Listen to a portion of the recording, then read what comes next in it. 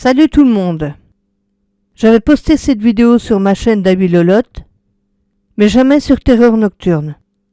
C'était dans mes débuts sur YouTube. Peu de confiance en moi, une appréhension assez palpable, la voix tremblante et peu sûre de moi. Bref, maintenant que je maîtrise les vidéos, j'ai décidé de la refaire sur cette chaîne, avec quelques petits changements.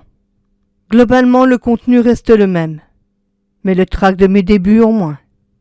Je tiens à remercier de nouveau le membre de l'équipe Clean Crime, qui est nettoyeur de scènes de crime, avec lequel j'avais pu échanger à l'époque au téléphone. Encore merci. Et je vous souhaite un bon visionnage.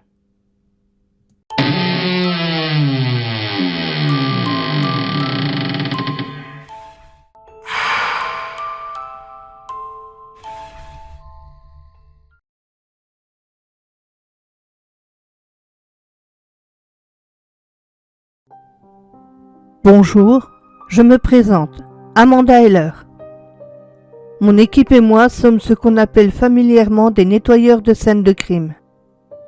Aujourd'hui, j'ai accepté qu'un journaliste, Tom Strauss, nous interviewe et nous accompagne lors d'une de nos journées de travail, afin de mieux faire comprendre les caractéristiques de notre métier.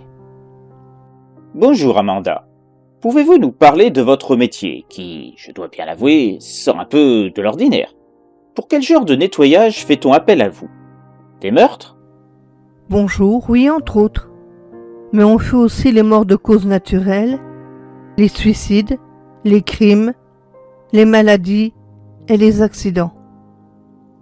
Je vois. Alors là, par exemple, on se retrouve devant le domicile d'une personne décédée. C'est bien ça? Oui, effectivement. Et pouvez-vous nous dire comment cette personne est décédée? Ce monsieur s'est suicidé, s'est tiré une balle dans la tête. Ah oui, donc je vais voir avec vous la scène de crime et le corps. Non, le corps a été emmené soit par le médecin légiste, si une autopsie doit être pratiquée, ou par les pompes funèbres. Nous intervenons après la levée du corps ainsi que la levée des scellés. C'est pour cette raison que nos services se mettent en contact avec la police. Ce qui veut dire qu'on ne voit jamais les corps. Mais vous allez voir l'endroit où ça s'est produit, à savoir dans le salon. Sur un décès dit à risque, si la personne était porteuse du sida, hépatite ou autre maladie transmissible, nous sommes prévenus à l'avance pour redoubler notre protection.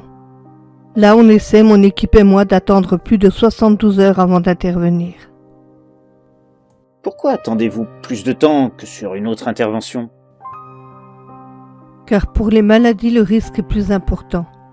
Nous devons nous protéger encore plus que d'habitude. Il faut savoir que le sang reste viable encore pendant 72 heures après le décès d'une personne.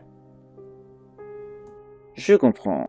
Mais comment tout cela fonctionne? On vous appelle et vous débarquez pour nettoyer? En gros, oui. Mais pour des scènes de crimes dites traumatiques, comme celles que nous allons faire, il se peut qu'il y ait une enquête dans le cas où la mort paraît suspecte. Cela veut dire que la personne s'est peut-être fait assassiner.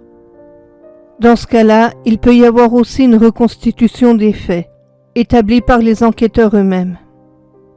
Nous intervenons toujours une fois que l'enquête sur place est terminée. Jamais avant, ni pendant, car nous pourrions contaminer une scène de crime, c'est-à-dire modifier un ensemble de données étant présent sur les lieux. Mais notre scène de crime est traumatique, car il s'agit d'une mort violente, mais pas d'enquête sur ce cas, parce que c'est un suicide, et qu'aucun fait n'a établi que la mort était suspecte. Nous allons maintenant monter chez la personne, puis se changer. Attendez, on ne se change pas avant de monter? Non, en fait, nous faisons en sorte d'être discrets à tout moment, pour éviter que les gens se posent trop de questions. Nous entrons dans l'appartement. Ok les gars, nous sommes sur un syndrome de Diogène. Dis-je à mon équipe. Mais dites-moi, que veut dire le syndrome de Diogène? Ce syndrome est une forme de trouble comportemental associant une tendance à l'accumulation d'objets. La silogomanie est une négligence de l'hygiène corporelle et domestique. Elle est le plus souvent un isolement social prononcé, sans la moindre nécessité de se plaindre de cette situation. Toutes ces conditions réunies sont propices à une vie insalubre et une dégradation du logement dans lequel vivent les personnes atteintes du syndrome de Diogène. Dans un très grand nombre de cas, ce syndrome apparaît après un choc psychologique, comme le décès d'un proche ou un changement radical de situation. Il touche essentiellement les personnes âgées. Quand nous entrons dans un lieu où une mort a été identifiée, ce n'est pas toujours facile, ni pour nous, mais encore moins pour les proches des victimes quand les personnes vivent en famille. Alors on ne se contente pas de faire notre boulot, mais on essaie d'apporter un peu de soutien et de réconfort, car les gens endeuillés se retrouvent très souvent dans le questionnement. Nous essayons d'apporter des réponses à leurs questions. Et que ressentez-vous en arrivant sur une scène de crime ? En fait, nous essayons de laisser nos émotions de côté pour ne pas se faire submerger. Le pire, c'est au début. Vous entrez sur une scène de crime et celle-ci vous parle. C'est-à-dire que vous imaginez les derniers instants qu'a passé le défunt. Et ça peut très vite mettre les gens en déroute. Bien sûr, nous avons des sentiments comme tout le monde, mais nous essayons de faire abstraction de tout ça. Nous, on entre, on ne se pose pas de questions. On se prépare et on attaque le boulot.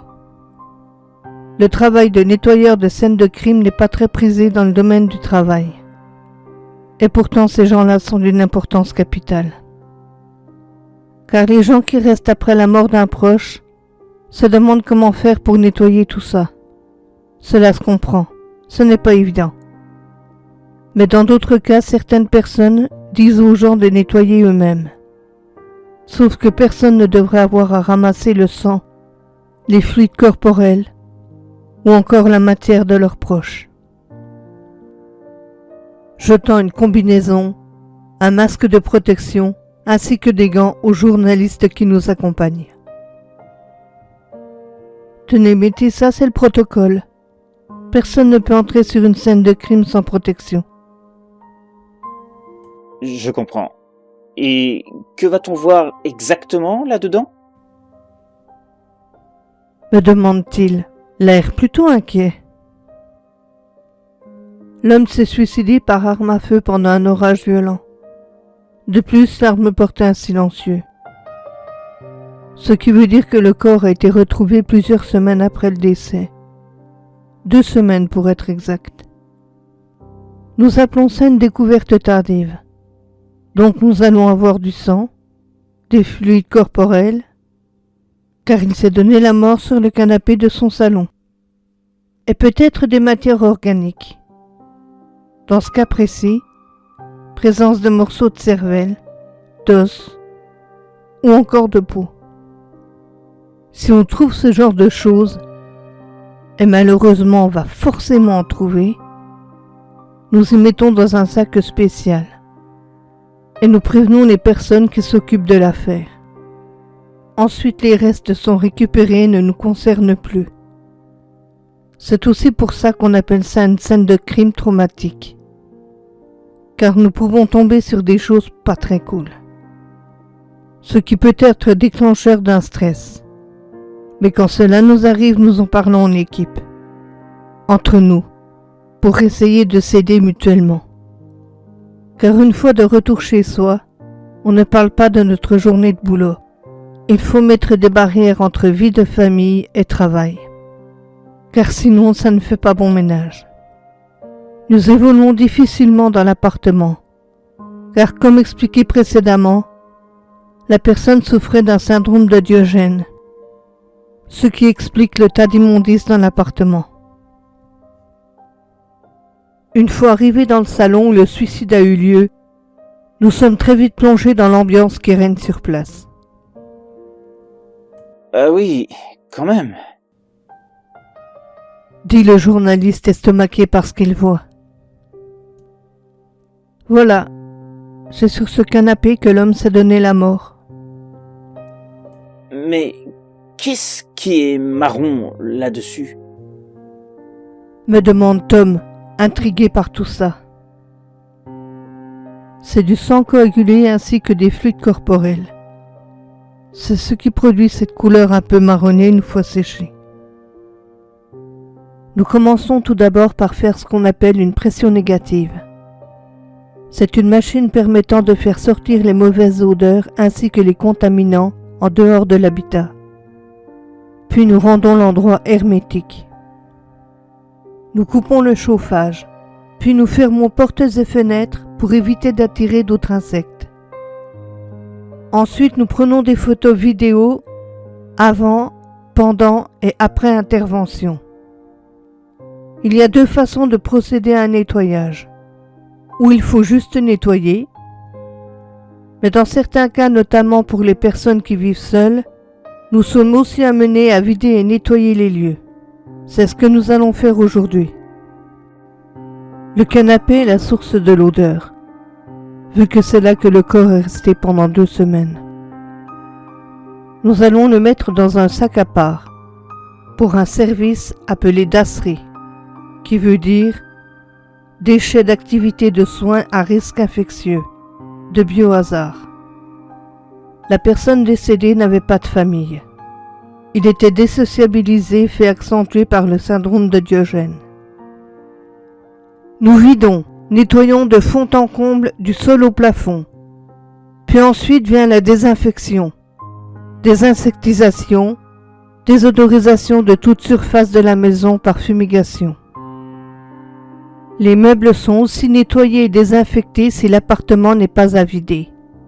Toute trace de décès dans la maison n'est pas visible. Nous rendons un endroit propre, désinfecté et sain.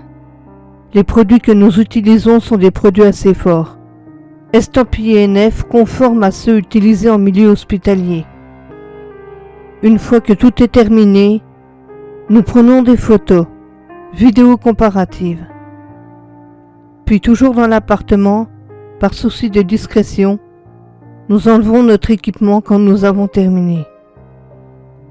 Le journaliste me pose une question très pertinente.